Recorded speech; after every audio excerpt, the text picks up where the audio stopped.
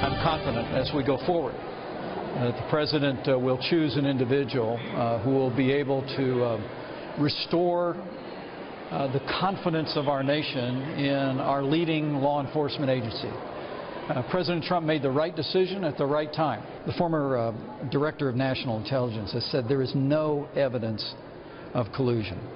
The President and I remain confident that the committees in the House and the Senate that are looking into every aspect of issues that arise out of last year's election will be able to do their work and do it in an orderly way. That was the Vice President Mike Pence earlier today defending President Trump's decision to fire James Comey. Here now with reaction, the author of the soon-to-be-released book, Understanding Trump, former Speaker of the House, Fox News contributor Newt Gingrich.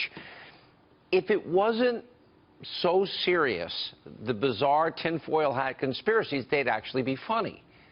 But it's now become organic in spite of, as I pointed out in the last segment, Admiral Rogers and Clapper and so many others. There's not a shred of evidence. Not a shred. Right. So it would be funny. Well, I'll tell you what's equally amazing. Some of the liberal networks are now actually reminding Democrats of what they said about Comey in the last few months. And, I mean, I've never seen them do this before. I think the Democrats are now so out of sync with reality that even the more liberal networks are beginning to have to say, now, wait a second. Remember when you said this and you said this and you said this.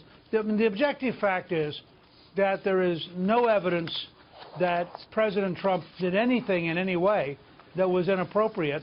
And I think that part of what you have, and you saw this with Hillary Clinton last week, they can't look in the mirror and say, I lost.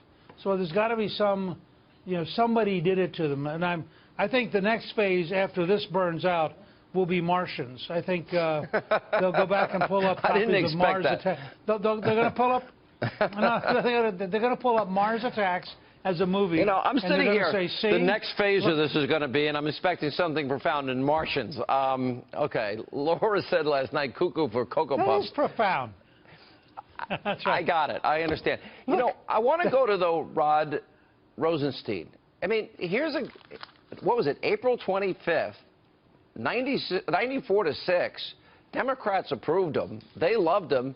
He was appointed by Obama to, I guess, be the U.S. Attorney in Maryland. And he and all of these other attorney generals during the Ford era, even for crying out loud, Eric Holder and others, all say the same thing. Mukasey and so many really smart attorney generals, deputy attorney generals from all these past administrations. Look, the fact is that's the real argument that the Democrats have. Here is somebody who is a career professional. I think he served starting back in the Clinton administration in the Justice Department. He was picked, he was Obama's choice to be the U.S. Attorney for Maryland.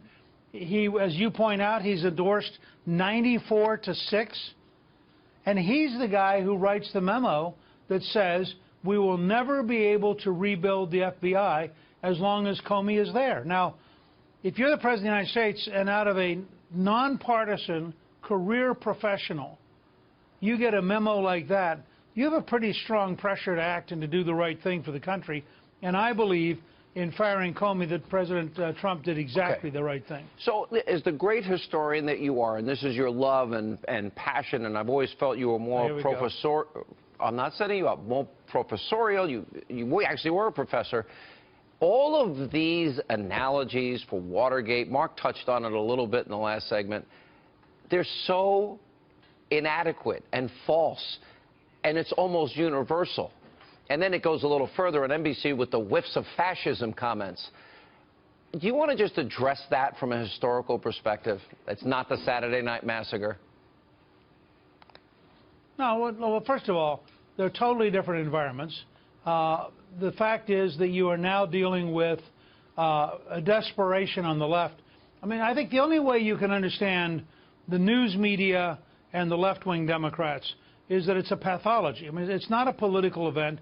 It's a psychosis brought about by the shock on election night that the world they knew was coming, namely Hillary Clinton, a liberal Supreme Court, imposing radical values using the power of government. Sometime around 8 or 9 o'clock that night, it disappeared.